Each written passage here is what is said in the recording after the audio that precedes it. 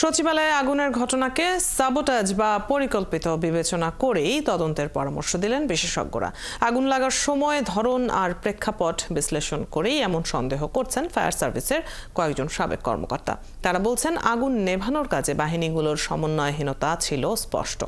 সচিবালয়ের মতো সর্বোচ্চ গুরুত্বপূর্ণ স্থাপনাটি অগ্নি ঝুঁকিতে আছে, বারবার সেটি জানালেও কোনো ব্যবস্থা নেওয়া হয়নি। ফলে বড় ধরনের ক্ষতির মুখে পড়ল সরকার। মোহন ইসলামের প্রতিবেদন। বুধবারের রাতের আগুনে পুড়ে গেছে প্রশাসনের প্রাণকেন্দ্র সচিবালয়ের গুরুত্বপূর্ণ 5টি মন্ত্রণালয়। দেশের সবচেয়ে গুরুত্বপূর্ণ স্থাপনায় আগুন লাগার কারণ নিয়ে চলছে নানা আলোচনা। ফায়ার সার্ভিসের সাবেক মহাপরিচালক শাকিল নেওয়াজের মতে, এই আগুন সেবোটাজ বা পরিকল্পিত হবার সম্ভাবনাটাই বেশি। তাই এই বিষয়টিকে সামনে রেখেই তদন্ত কমিটিগুলো অনুসন্ধানে নামার পরামর্শ দিচ্ছেন তিনি। ন্যাচারাল ফায়ার যেটা হলো বজ্রপাত এবং বজ্রপাতের জন্য মেনলি হয়ে থাকে, সেটা কিন্তু গতকাল ছিল না। 25শে ডিসেম্বর বড়দিন, তো এখানে তো ইলেকট্রিক্যাল লোড ছিল না, তো সেখানে আপনার বা ইলেকট্রোমেকানিক্যাল ইকুইপমেন্ট কিন্তু এখানে চলে নেই। তো এখানে তো ইলেকট্রিক্যাল ফায়ারটা খুবই সম্ভাবনা কম। এলজিআরডি মিনিস্ট্রি, তারপরে roads and highways, ICT department, তাদের বিরুদ্ধে পর্যাপ্ত পরিমাণে কিন্তু কারাপশনের এলিগেশন ছিল, হাজার হাজার কোটি টাকা। তো এগুলো সবকিছুই কিন্তু একটা ইন্ডিকেট করে আপনার হলো এদিকে।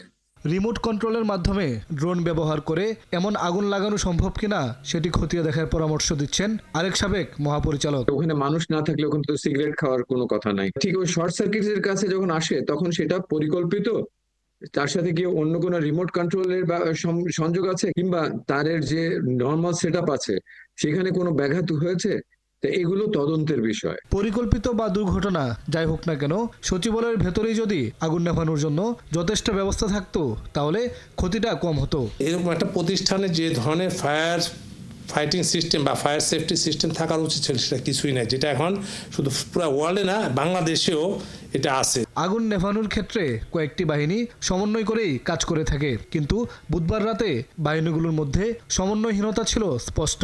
বড় যে কোনো ইনসিডেন্টে যখন একটা ঘটনা হয়, সেখানে মনে করেন তিতাস গ্যাস, ওয়াসা, তার ডেস্কও কাজ করে, ইলেকট্রিক লাইন বন্ধ করে তারা একসাথে একসাথে বসে, এটাকে আমরা বলি ইনসিডেন্ট ম্যানেজমেন্ট সিস্টেম। আসলে সেই জিনিসটার এটা অভাব ছিল। আসলে এখানে যখন কাজ করছে, সবাই কাজ করছে নিজের ইচ্ছা মতো, এবং পুলিশও তো সেখানে সিকিউরিটি দিতে পারতো। আসলে শিগগিরই সচিবালয়ের বাকি ভবনগুলোতে আগুন নেভানোর ব্যবস্থা জোরদারে তাগিদ বিশ্লেষকদের।